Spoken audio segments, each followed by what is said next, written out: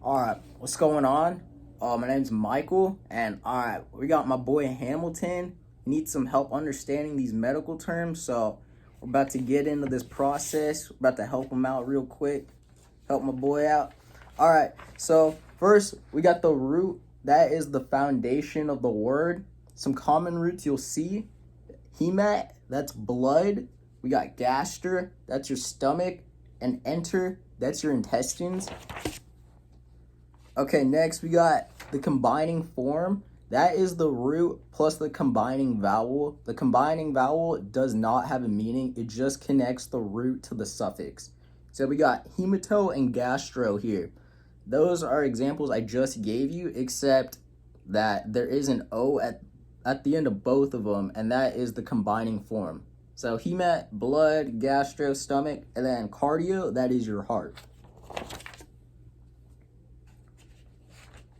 So we got the suffix here. The suffix is the word ending. So you got logi here, that's process of study. Gram, that's your record. And ik, that means pertaining to. Alright, so the prefix, that is the small part attached to the beginning of the term. You won't always run across this, but you'll definitely see it. So hypo, that's below. Epi, that's above. And ab, that's away from. So we're about to get into the process of building these terms. So you want to drop the combining vowel if the suffix you're using starts with a vowel. And you want to keep the combining vowel between two roots. So let's look at some examples of this.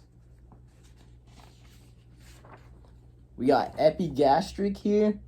So gaster, that is the root, and ik is the suffix. The suffix does begin with a vowel, so there's no combining vowel between gaster and ik. Epi, that is the prefix, and you don't want to have a combining vowel between the prefix and the root. Hematology down here, so logi, that does not begin with the vowel, so you want to have that combining vowel there.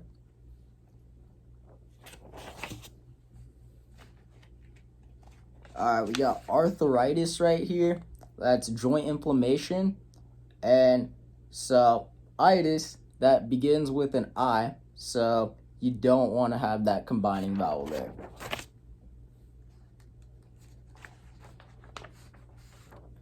So when you break down these terms to understand them, you want to start from the suffix and work your way back to the prefix.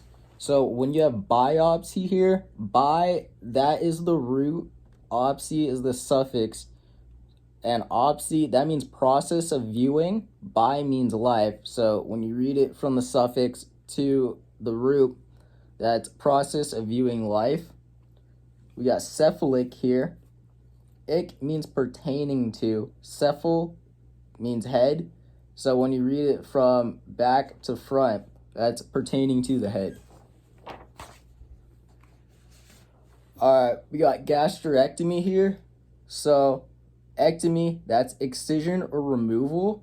And gaster is your stomach. So, gastrectomy, when you read it from back to the front, that means the excision or removal of the stomach.